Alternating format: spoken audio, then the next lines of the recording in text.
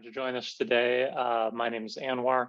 As I said, I'm in Portland, Oregon, although I did live in New York City previously for 17 years. So welcome to everyone from there. Let's see. I come from an ad agency background. I've always done kind of a strange mixture of design and development. So whether it's HTML, CSS, JavaScript, information architecture, product design as well. I've also been teaching in both university and boot camp settings for, I guess, 20 years now. And again, it's a mixture of, web development and web design. Taught via video at Treehouse as well. My particular interest has always been accessibility, something that I try to interject into anything that I'm teaching. And since we're talking about information design today, that's definitely an interest of mine. The relationship between information design and accessibility, using plain language for clear communication, making sure people with different learning styles or different memory capabilities, whatever the reason, can they still get the information? Can they still follow what's being talked about? So very interested in today's discussion. Awesome, thanks. As a heads up, the episode coming up in April is going to be on playful design, exploring the fun side of UX. Now, play doesn't necessarily mean not productive. So we are going to be talking about how creating an emotional connection between the user and the product can not only increase engagement and satisfaction, but can increase productivity and curiosity and motivation for users to use your product. So be sure to sign up on the Flatiron School website to join us for exploring the fun side of UX.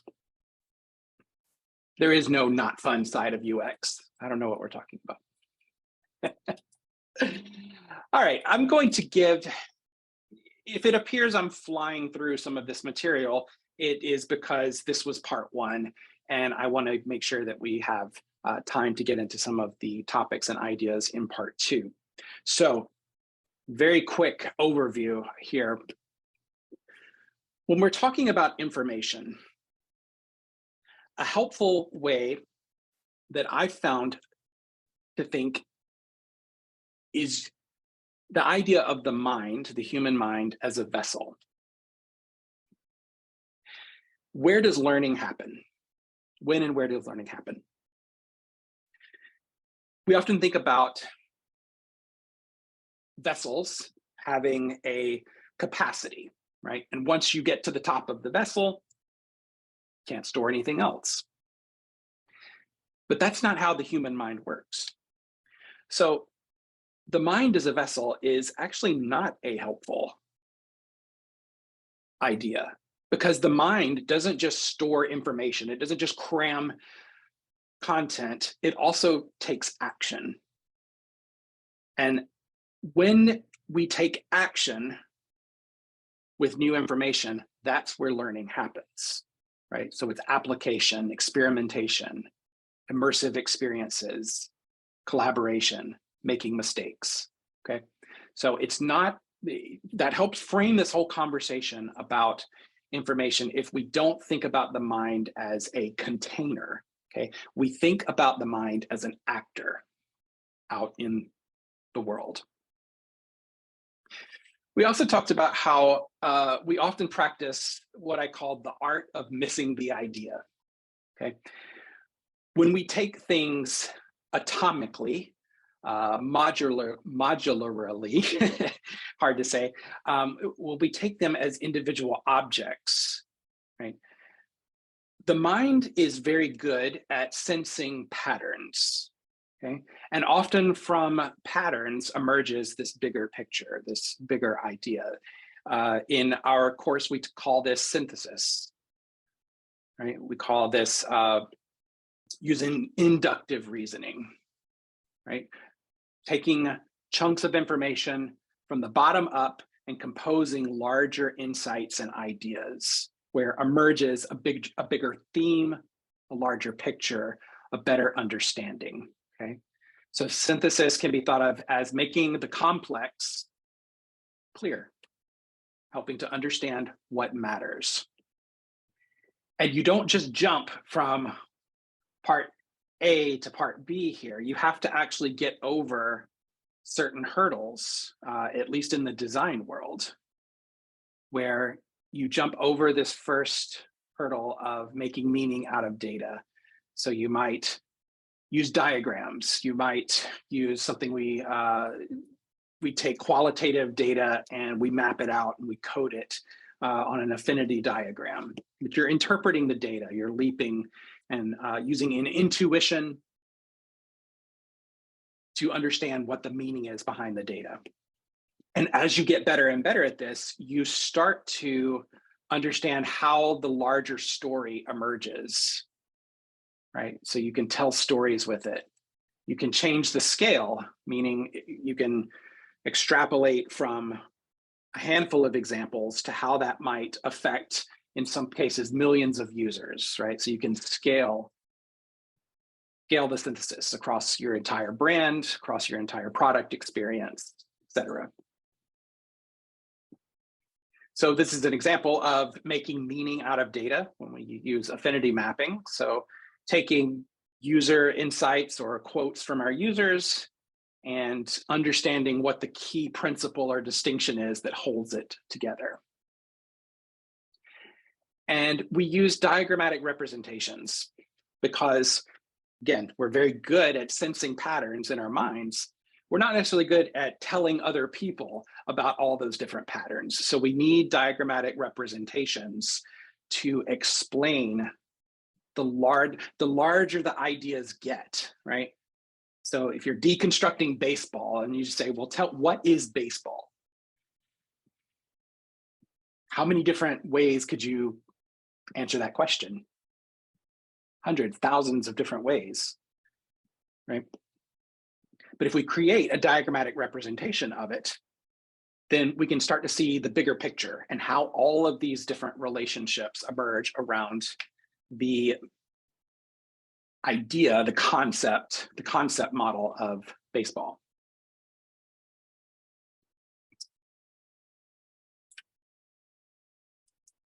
So another way to think about this is by being creative with how we represent information, we actually create new information. It sounds a little meta, a little woo-woo kind of, but it's no more complex than saying we just organize things. We can organize hats, we can organize animals, we can organize ourselves, we can organize our users, whatever you want. We can do it chronologically. We can categorize it. We can say if it's hats, the location of manufacturer. We can organize and categorize them alphabetically. We could organize them on a continuum, how big the hat is, how much it costs, et cetera, right? By organizing this information, we create new information and new ideas and new insights so that we can compare things. And then you layer on top of that all of the cultural associations that objects might have. So for hats, right, certain hats have an authoritative representation, right? The military hats, or could be membership to a certain type of group. So what are what's the what are those, like, what's that hat that has the little, not fedora, but the little thing, the tassel on the top, and it's kind of like a bowl. You know what I'm talking about, Anwar. Do I? Knights Templar, or what's a fez? Hat? A fez, thank you. The Shriner's hat, thank you, Yes. Travis. I knew we taught you something in this program. Certain occupations, right? Certain occupations are going to come with different hats, different interests, different cultural. It could be even the strata of culture that you occupy, fashion, right? High fashion, low fashion, et cetera, et cetera. Okay, so you could go on forever. But the point is, organizing information in new ways creates new information too.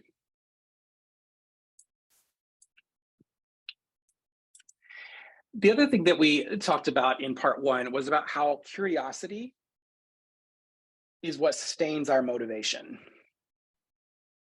And that motivation fuels learning. So remember at the beginning, we talked about where does learning happen? Learning happens when we take action. Using information, we take action out in the world or on some object or in a digital world. That's fine too. And we need that motivation to begin the learning activity, but it doesn't necessarily help us stay engaged with it. So to stay motivated over time, we have to have interest and curiosity. So when we're creating and designing customer experiences in a digital environment, how is all of this useful? Well, if we think about interest as like a platform that helps us get past a barrier, and that barrier could just be, I think it could be anything. It could be low blood sugar. Could be, I didn't get a lot of sleep last night. Could be, my kid keeps interrupting me. Whatever the barrier to learning is, or whatever the barrier to attaining a goal is, interest can help us get over that barrier and come back and continue practice, continue learning, okay? So it helps if we give people strategies, because they need more than one strategy, because the same one that worked in one circumstance is not necessarily going to help me in a different circumstance. I don't use the same strategy to deal with low blood sugar as I use to keep my kids out of the office when I'm doing a live webinar, right? Need different strategies for different circumstances. You're going to have different reactions. So when people see a goal as valuable and achievable, those are the two things that we need in our products. Users need to understand that the goal that they're trying to reach, the outcome that they want, is a valuable outcome, but it's also an achievable outcome. If the barrier to entry is too high, the motivation goes way down. So just because we think we can reach the goal doesn't necessarily mean that it's a useful goal. So they're going to abandon it. So you need these two things to be true. You need the user to value the goal, and they need to believe that they can achieve it. So when it comes to motivation and interest, how do we use those things in our digital products? And how do we apply some of those principles to design? Well, it's helpful to think about, why do people abandon products in the first place? Why does someone leave Microsoft Word for a newer product like Notion? Why does someone abandon PowerPoint for a fancy new AI-generated, AI-assisted slide deck design program for whatever? Well, a lot of times it's a similar thing. Certainly there's other explanations, like cult of the new, right? Fear of missing out, all of those different psychological mental models that marketing takes advantage of. It's a different topic. And we're not really getting so much into that. We're thinking about, if I am motivated to stay with a product or a service, right? Two things are likely to be true. One, it's meeting my goals, or I am meeting my goals using the product, right? And achieving those goals is relatively easy. So I'm motivated over time to stay with that product, right? I'm not experiencing a switching cost, right? I believe that the cost of switching over to a competitor is higher than the cost of staying. Example I like to use is Nest learning thermostats, where competitors for years and years were just coming out with slightly better ways to adjust the temperature, right? So now we're using digital interfaces. Well, now this one has more buttons, or now this one has programmable scenes and things like that. Well, Nest came along some, I don't know, 6, 7 years ago, and said, no, we're going to change the entire goal. We're completely changing the rules. It's no longer to have a better way to adjust the temperature. The goal is to be comfortable without having to adjust the temperature, right? It's a completely different set of rules to play by, right? So you're giving users new goals. So when it comes to our product design, we want to keep users interested, we want to keep them motivated. But sometimes it means we need to change the goal entirely. And I'll pause here to see, Anwar, to check in with you if you've had any thoughts or ideas around some of this.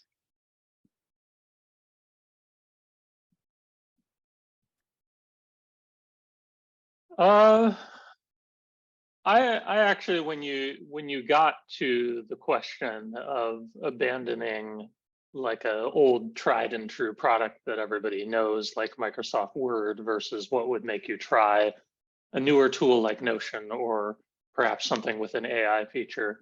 I was just curious as a question for the chat, like what do you all think? Like what would inform your decision about whether to try the new product versus stick with what you already know? So if anyone wants to drop in any ideas in the chat, I'd love to hear from you.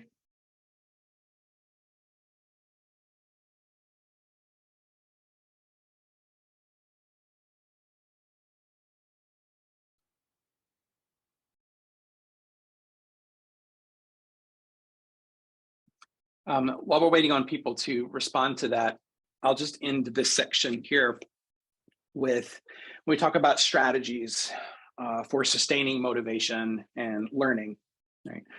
When we think about the customer journey through our product, which is a 15-week live program teaching people to become product designers, which is user research, user experience design, user interface design, and product strategy and competence.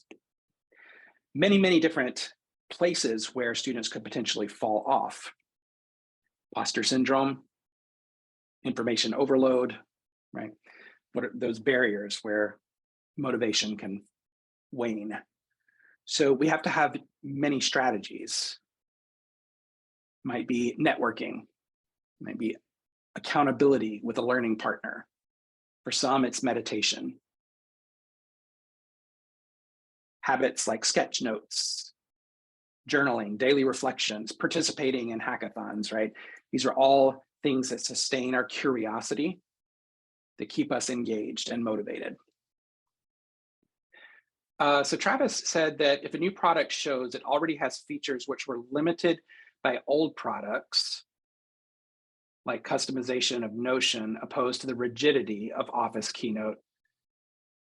Right, so you're saying newer features that they give you an easier way of accomplishing the goal. I mean, the goal becomes more achievable. Doesn't change the goal necessarily, but you're given new ways to achieve the goal.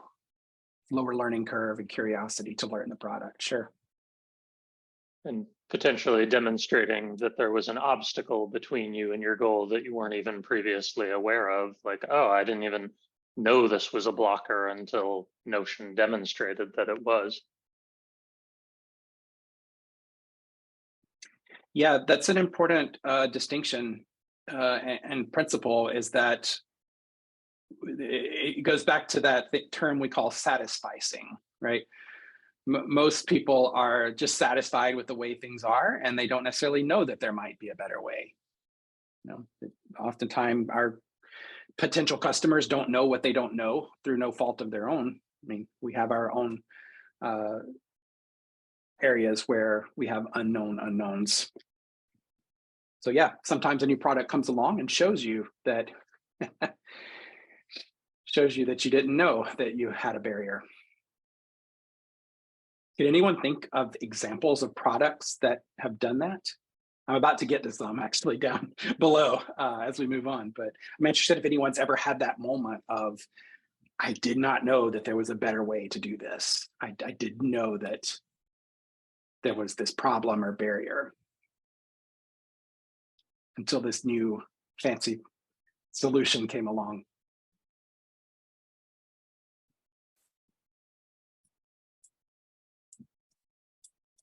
Yeah, Notion is definitely one. Well, let's talk about that a little bit. Let's because that leads perfectly well into the core of what I want to get to on part 2 here, which is how these things have been productized over the years. And arguably, we're on the verge of kind of a new era of tools for thought. Tools for thought is kind of a popular phrase that I see around. A new category of tools that are emerging using things like the ability to work with extremely large data sets. AI certainly is something that is powering a renaissance in information capture, information synthesis, and information recall, and information storage. Of course, like storage costs have gone exponentially lower. You can store exponentially more information for much cheaper. So what we're seeing now are all of these different tools popping up to help us deal with the glut of information. But there's different ways we need to manipulate that information. So we need information capture. And so you see tools like lazy.so, which automatically comes up and with one keyboard shortcut allows you to take contextual notes about the information and then save it to a repository.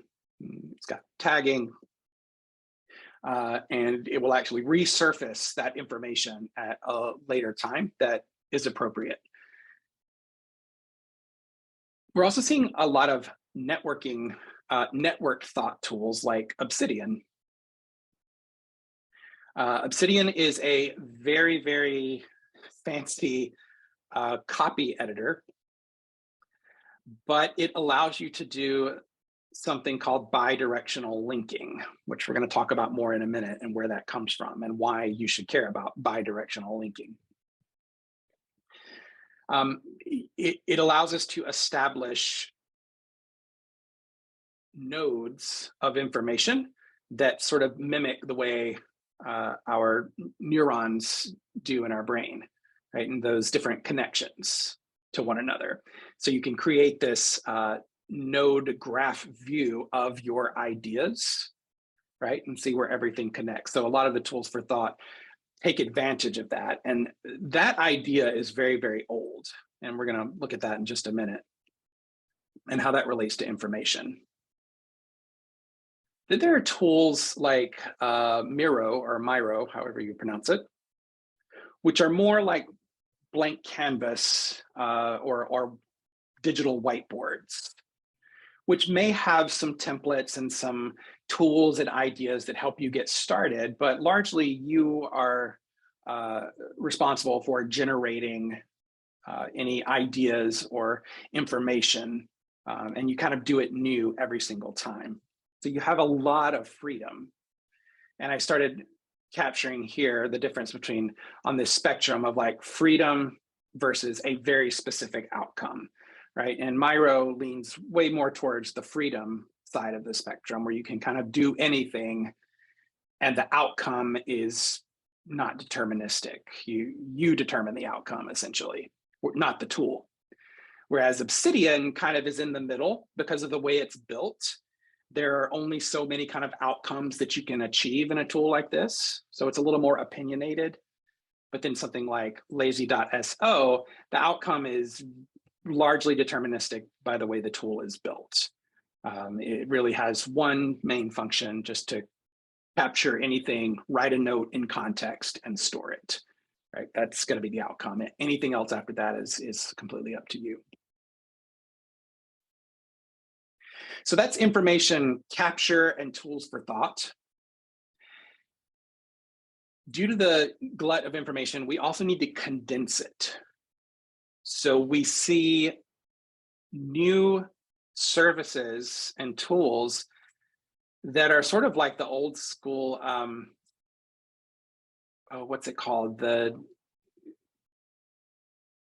were the yellow books that like condensed. Cliff Notes. Cliff Notes, that's it. Yep. It's like the digital version of Cliff Notes, essentially. where they are distilling down lots of information through a funnel and giving you the best insights, the best takeaways from those. And you can pay for this. Well, what about information retrieval? We've got information storage. We've got tools that help us think, extend our minds, and we've got condensing information. So how do we retrieve that information? Well, there are different ways of doing this.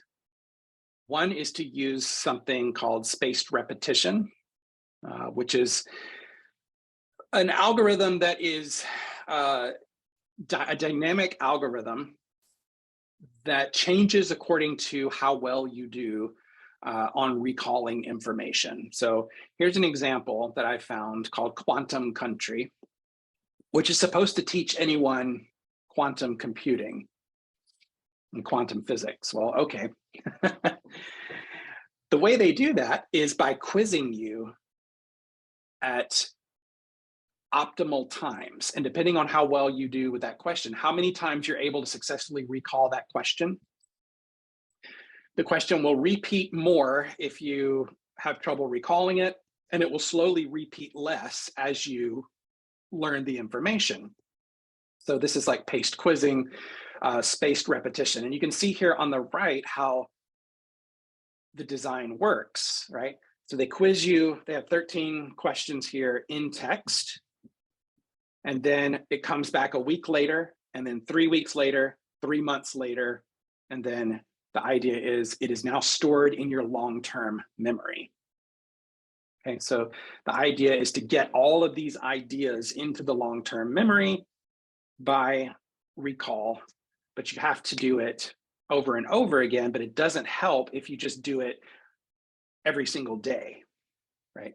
By spacing it out, you are actually, it's like, for those of you who do exercises, lift weights, right? There's strategies that are similar to that, where you can't just like stress the muscle over and over and over and over again. You actually have to have a dynamic strategy that lets it, I'm so butchering and simplifying the way this process works. So if you lift weights, and I'm sorry about that, but again, the mind, the body, right?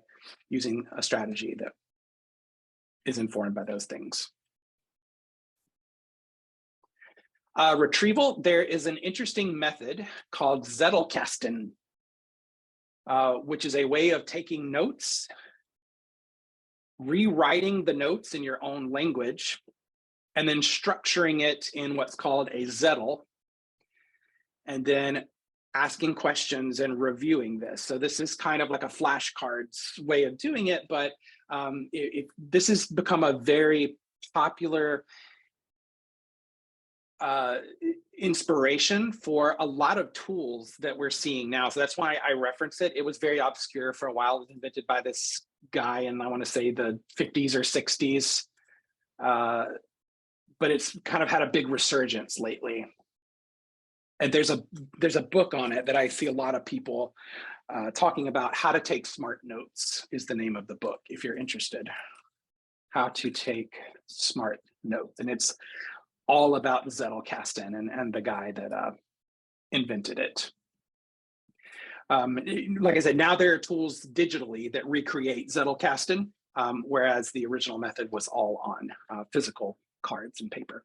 So it's kind of interesting. Oh, retrieval. Okay, so this, I thought this was interesting. We're starting to see a lot of this. Right here, I have a link to pull it up here so everyone can see it. Okay, so this is just a video of user interviews that are on sticky notes. And then the AI is basically generating the insights from the transcripts. So it's creating a distillation or a synthesis of all of the information to the left.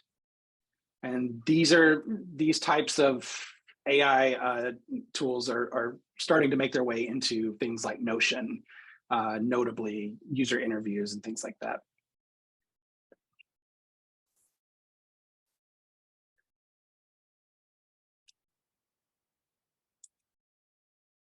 Recovery time, Tamar. Yeah, that's what I was thinking of. Thank you. Okay, so I'm going to talk about where some of these ideas for information storage and retrieval come from and why they matter now and why it matters that we think about where they come from. So a lot of this can be traced back to Vannevar Bush's article in 1945, As We May Think. Now, does anyone know like what Mr. Bush is famous for? What his work largely revolved around later? I'm interested in the chat if anyone recognizes. I think the atomic bomb. He ended up working on and with some of those teams. So just interesting. But he envisioned this idea called the Memex. And the Memex is a portmanteau from memory and expansion, memory, expansion, Memex. And this was in the 40s, the 50s. And he envisioned a device which compressed information and then was able to recall information. So it was kind of an early idea of like memory compression. Okay. But it would be mechanized. An early influence on Tim Berners-Lee, who's largely responsible for the World Wide Web as we know it. Early influence on Ted Nelson, who we're going to talk about in just a moment. But early development of hypertext systems. Vannevar Bush. Ted Nelson came along in the 60s and talked about something called Project Xanadu, which was the first hypertext project. Again, another big inspiration on Tim Berners-Lee in the World Wide Web. And I wanted to show this quick video of him because it wasn't until the 90s that like computer interfaces were good enough for him to realize what he dreamed up in the 60s. And so I want to show you a video from like 1996 or 97. Let me just make sure I've got my sound going. So we can all see just a little bit of his demo here. Let me know in the comments if you cannot hear the sound. So to me, the computer was an opportunity to radically redefine the nature of writing and the nature of the document. And I've been on that for the last 47 years. So while everybody else was imitating paper, Project Xanadu on its mountaintop and under various difficult circumstances has been endeavoring to get something going that's entirely different from the prevailing paradigm. But if you fight the existing paradigm, it's tough. So here is the latest we have. The paradigm he's talking about is paper, the paper paradigm versus what you can do digitally. Here we are in Xanadu space. This is a three-dimensional setup, and we see a document of 11 different pages. Now, I'm going to fly through it in 3D, and you can see the various different connections between the documents. There are only 27, I think, connections between these 11 pages, but you can see how complex they get because we are allowing overlap and interconnection of in any quantity, potentially hundreds or millions of links. How do we keep them sorted out? Aha! That is the nice touch here. In the front, we have two pages, the current page with the large type and its companion page with the smaller type. And this connection is a transclusion. That is the same content in two places. It is not a link. It is not represented by link structures. It is differently found. So here we have, in the beginning, God created the heaven and earth, in a quotation, and here in the companion document is the origin in the King James Bible. Now, I just made the companion document, the companion page, the current page. We'll go back to the current page, to this current page, and step through to various documents, and we see, as we step through the connections on this page, that the other documents swarf into position. It's swoop plus morph. They swarf into position, and the connections become exactly readable. So one connection at a time, we can follow what the connections actually mean, even though we are in a huge conglomerate of many different connections. So that's it. That is Xanadu Space. That is the latest version, and I hope it'll be a product soon of a document with real hypertext and real links in real profusion. So we have transclusion. Okay. So he's talking about transclusion. So the difference between linking to something and transclusion, as I understand it, is that it's actually the thing represented in two different places. It's still the same text, but it is pulled, and it's not just a copy of it, right? It's not just a link, but it actually represents the original thing, but in a new context. So what you were seeing there with all of those lines was basically the original information transcluded onto a new context, okay? And there's a relationship between the two, right? They recognize one another. Unfortunately, Swarf never caught on. They love their portmanteaus, these people. Yeah, swoop and morph. Now, what's the difference? Like, why is this interesting? Why is this different than what we have now?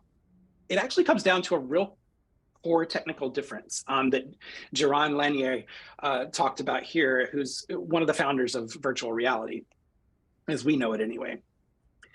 And what he talks about is that the Nelsonian network of what we just saw is actually a two-way network instead of a one-way network.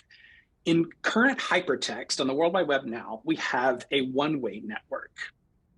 Okay, in a network with two-way links, each node knows what other nodes are linked to, and it preserves context. Okay, so think about going to any page on the web. When you click a link to that page, unless you are running Google Analytics on the new page, there is no relationship between where you clicked from and where you clicked to. Meaning the page that you clicked to does not care about where you came from. Again, unless you're running specific libraries like Google Analytics on it that maintain that relationship for you. But even then, that's a third-party tool that's layered on top of it, right? That understands the relationship between the two pages. And I think it's really interesting to talk about something like Google Analytics or Google AdWords and all these different tools that collect data about the relationships between where we may have been on the web to where we clicked to. Because what do they do with that information? Do they help make us more productive with that information? No. They use it and they sell that data to advertisers to serve us better ads.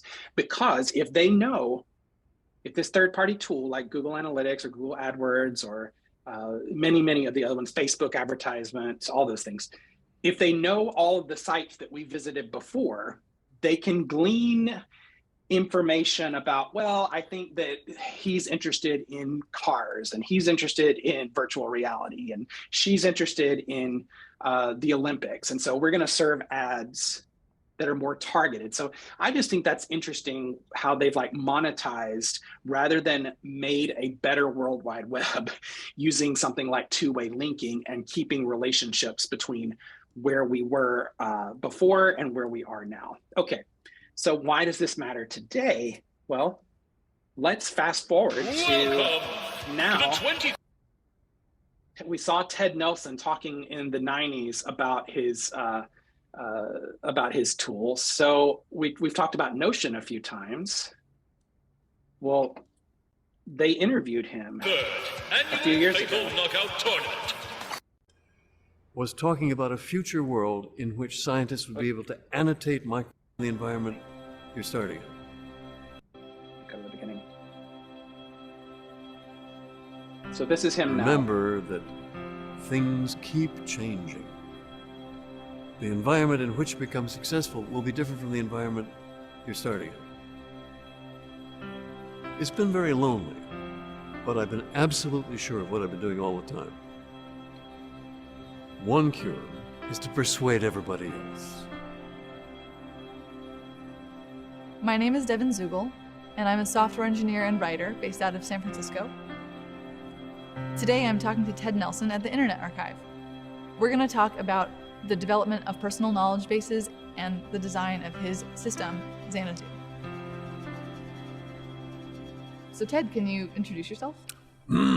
Well, I'm a controversial figure. Some call me an internet pioneer. I have accomplished much less than I intended to do in my lifetime. I've written a lot that has influenced people. I've given a lot of speeches that have influenced people. And my principal work is still unfinished. So at the age of 81, I'm still working hard. So can you tell us a little bit about how you got involved in computing and the path that you took to get there? Okay, so why I play that and why it's interesting that Notion interviewed him is because last year, Notion introduced bidirectional linking, which is what you saw here in his original Xanadu demonstration. It's not a great implementation of it. It's not as useful as the execution isn't great. There are other tools that have done it better, and Notion was trying to kind of get ahead of the pack here. But I just think that like way of dealing with information, we're going back to some original ideas. And I think that's a good strategy, is to kind of look back over the story of how we dealt with information in the past and some of the early pioneers. So if you're interested in this, I would recommend getting a couple of books here. There's one called Tools for Thought. It's an older one, but it's about the history and future of basically extending or expanding your mind using technology and computers. This one here is about Xerox PARC and a fellow named J.C.R. Licklider, who really was influential in the ideas of Ted Nelson, but also Tim Berners-Lee in the early World Wide Web, and had a lot to do with information storage and retrieval. If you're a practitioner or you do any kind of work in design, even marketing, customer experience, service design, anything like that, there's a really good book called Designing with the Mind in Mind. So if you do user interface design or work with people who do, this is a really good reference.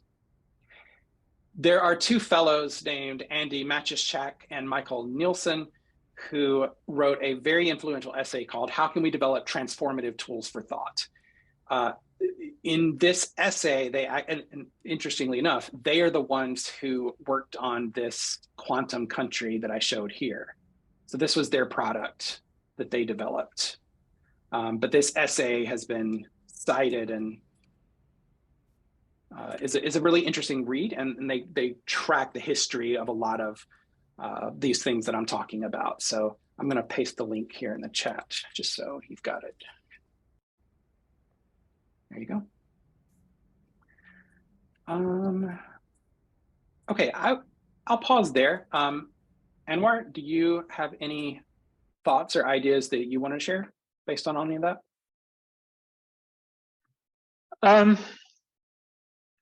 I guess what strikes me as interesting is about the possibility for bidirectional linking. Is one of the central problems that you face as an information designer on the web. If somebody hands you a web page and like, how much information are we going to include on this particular page? One of the key problems you face is you don't want to overwhelm people with information. If I put tons of information and there's no hierarchy, it's not clear what's important, people are just going to bounce. They're not going to stay and try to absorb the information.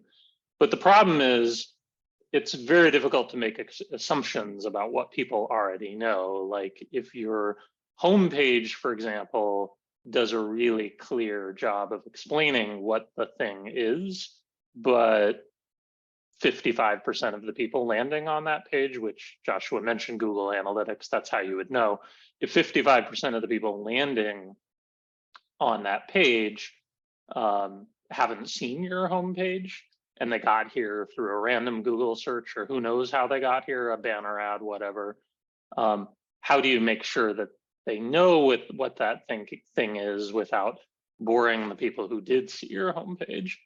So it'd be really transformative if you could actually customize the information based on what people already knew. In the meantime, we typically don't have that on the web, so it's a tricky problem to solve. Yeah, I mean, we do that for a lot of other parameters, right? And when we talk about responsive versus adaptive design, that's hard coded into certain standards of cascading style sheets with CSS that can recognize certain parameters. So yeah, it depends on what the community and establishment is like calling for in the moment, right? And then standards are typically several years behind that, I guess. But yeah, that's an interesting thought experiment to say, with what degree of confidence can we infer your prior knowledge about a certain product or topic, and maybe we show you different landing page designs based on you've been there before. Or I think that's neat. It kind of establishes like a dynamic relationship with someone, with a customer. Personalization. Enter the privacy conversation too. Yeah.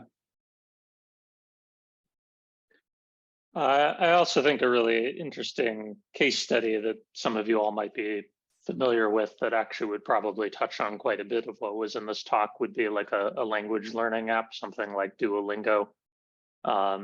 Makes use of things like spaced repetition that was talked about.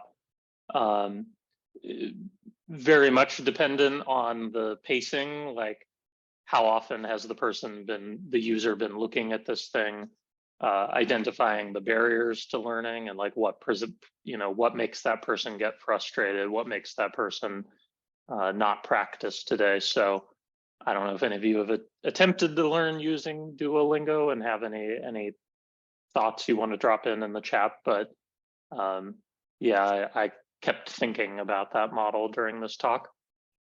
Mm.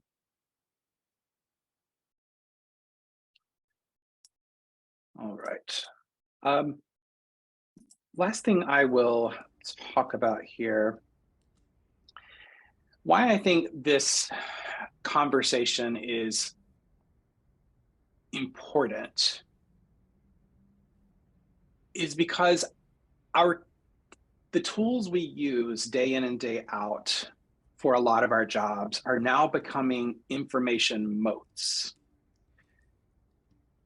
What I mean by information moats is it is a business strategy to try to lock in users by bringing all of the information that sort of circles around the tool into the tool itself. So you see this, for example, with Slack. Some of you may have worked in Slack or Microsoft Teams.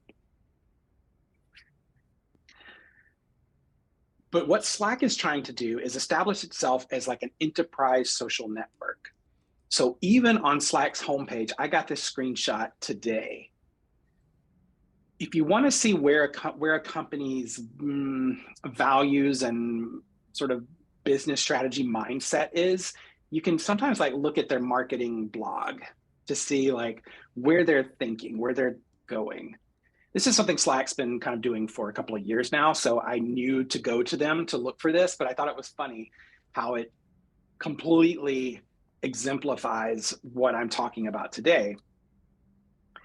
So, blog, introducing Slack Connect, the future of business communication. So Slack Connect is basically saying, okay, everybody's using Slack out there at different enterprises, different companies. How can we get them to talk to one another? It's not just enough to have one company Every employee talks to one another and works together on projects. Now we want all companies to talk to one another. So it's like the ecosystem just like exponentially got bigger.